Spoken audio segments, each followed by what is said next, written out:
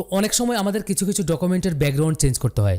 আমরা সকলেই জানি যে একটি ছবির ব্যাকগ্রাউন্ড চেঞ্জ করা যায়, কিন্তু একটি ডকুমেন্টের লেখাগুলো ঠিক রেখে যে ব্যাকগ্রাউন্ড চেঞ্জ করা যায় এটা আমরা যারা বিগিনিং লেভেলে রয়েছি তারা অনেকে হয়তো জানে না।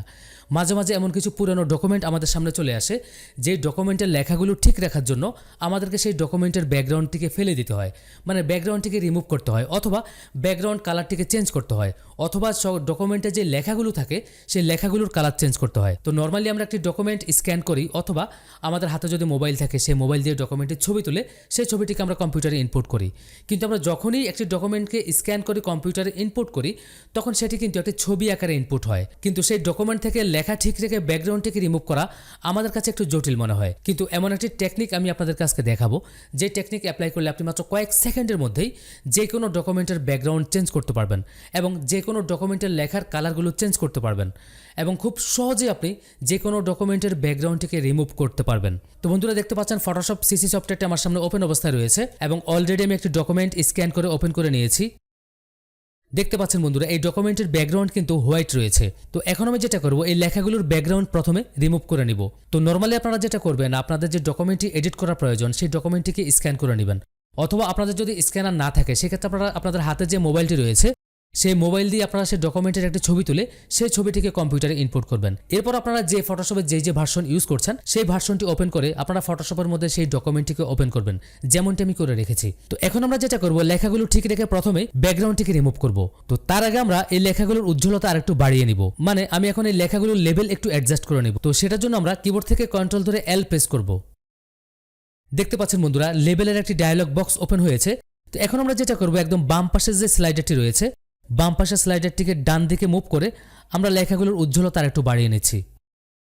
মনে হচ্ছে আমার এতটুকুই চলবে। এরপর আমি এখান থেকে ওকে অপশনে ক্লিক করলাম। তো এরপর আমরা চলে আসবো লেয়ার বক্সে। লেয়ার বক্সের যে ব্যাকগ্রাউন্ড লেয়ারটি রয়েছে আমরা ব্যাকগ্রাউন্ড লেয়ারটিকে আরেকটি কপি করে নিব। তো কপি করার জন্য কিবোর্ড থেকে কন্ট্রোল ধরে জে প্রেস করলাম। দেখতে পাচ্ছেন বন্ধুরা ব্যাকগ্রাউন্ড লেয়ারটি আরেকটি কপি হয়ে গিয়েছে। তো এখন আমরা লেখাগুলো ঠিক রেখে ব্যাকগ্রাউন্ড রিমুভ করতে গেলে যেটা করতে হবে, আমাদেরকে লেখাগুলো সিলেক্ট করে নিতে হবে। সিলেক্ট করার জন্য আমি চলে গেলাম সিলেক্ট অপশনে। সিলেক্ট অপশন থেকে কালার রেঞ্জ অপশনে ক্লিক করলাম। কালার রেঞ্জ অপশনে ক্লিক করার পর এখানে যে আইড্রপার টুল রয়েছে আপনি আইড্রপার টুলটি সিলেক্ট করবেন। সিলেক্ট করার পর আপনি আপনার ডকুমেন্টটিকে আরেকটু জুম করে নেবেন।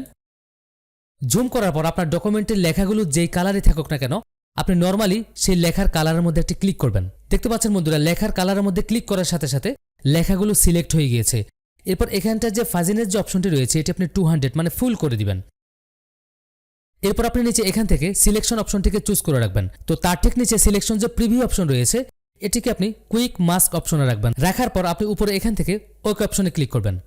দেখতে পাচ্ছেন বন্ধুরা ডকুমেন্টে যতগুলো লেখা রয়েছে সবগুলো লেখা কিন্তু সিলেকশনে পরিণত হয়েছে এবং যতগুলো বক্স রয়েছে সবগুলো বক্স ঠিক একইভাবে সিলেকশনে পরিণত হয়েছে। তো এখন আমরা নর্মালি যেটা করব, যে লেখাগুলো সিলেক্ট হয়েছে সেই লেখাগুলোর জন্য আলাদা একটা লেয়ার ক্রিয়েট করব। তো সেটি করার জন্য আমরা ঠিক এই অবস্থায় রেখে কিবোর্ড থেকে কন্ট্রোল ধরে জে প্রেস করলাম। দেখতে পাচ্ছেন বন্ধুরা আপনারা যদি লেয়ার বক্সের দিকে লক্ষ্য করেন এখানে আমরা যে লেখাগুলো সিলেক্ট করেছি সেই লেখাগুলোর জন্য এক্সট্রা একটা লেয়ার কিন্তু ক্রিয়েট হয়েছে। তো আমরা যদি নিচে লেয়ারগুলো অফ করে দেই দেখতে পাচ্ছেন বন্ধুরা লেখাগুলোর নিচে ব্যাকগ্রাউন্ড কিন্তু রিমুভ হয়ে গিয়েছে। তো এখন আমরা চাইলে এই ব্যাকগ্রাউন্ডের কালার করে নিতে পারবো। তো ব্যাকগ্রাউন্ডের কালার করার জন্য আমরা এখানটা যে মিডল লেয়ারটি রয়েছে আমরা মিডল লেয়ারটির কালারটি চেঞ্জ করে দিব। তো সেটার জন্য আমরা মিডল লেয়ারের মধ্যে মাউসের রাইট বাটন ক্লিক করলাম। এরপর উপরে এখান থেকে ব্লেন্ডিং অপশনে ক্লিক করলাম। তো এরপর ঠিক এখান থেকে কালার ওভারলে অপশনে ক্লিক করলাম। তো আপনি আপনার ব্যাকগ্রাউন্ডে যে কালার দিতে চাচ্ছেন ঠিক এখান থেকে সেই কালারটি আপনার ইচ্ছে মতো আপনি পরিবর্তন করে নিতে পারেন।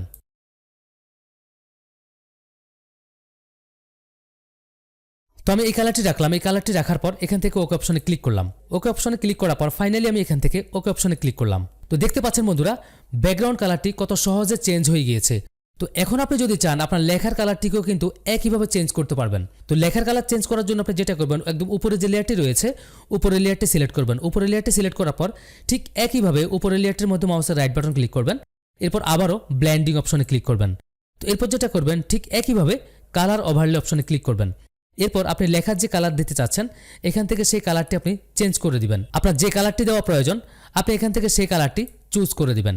তো এরপর আপনি এখান থেকে ওকে অপশনে ক্লিক করবেন। ফাইনালি এখান থেকে ওকে অপশনে ক্লিক করবেন। তো ঠিক এইভাবে আপনি আপনার ডকুমেন্টের কালার এবং লেখার কালার চেঞ্জ করতে পারবেন। বন্ধুরা দেখতে পাচ্ছেন কত সহজে একটি ডকুমেন্টের ব্যাকগ্রাউন্ড এবং লেখার কালার চেঞ্জ করা যায়। আমরা হয়তো অনেকে এটা জানি যে একটি ছবির ব্যাকগ্রাউন্ড কিভাবে রিমুভ করতে হয় অথবা একটি ছবির ব্যাকগ্রাউন্ড কিভাবে চেঞ্জ করতে হয়, কিন্তু আমরা অনেক বিগিনাররা এটাই জানি না যে কোনো ডকুমেন্টের লেখাগুলো ঠিক রেখে সেই ব্যাকগ্রাউন্ডটিকে রিমুভ বা চেঞ্জ করা যায়। তো বন্ধুরা আশা করছি টিউটোরিয়ালটি আপনাদের অনেক ভালো লেগেছে, আর যদি ভালো লেগে থাকে তাহলে অবশ্যই আমার ভিডিওতে একটি লাইক করবেন, আর আপনার কোনো মতামত থাকলে সেটি কমেন্ট করে জানাবেন। তো বন্ধুরা দেখা হবে পরবর্তীতে নতুন কোনো চমৎকার টিউটোরিয়াল নিয়ে। সে পর্যন্ত সবাই ভালো থাকুন। আল্লাহ হাফেজ।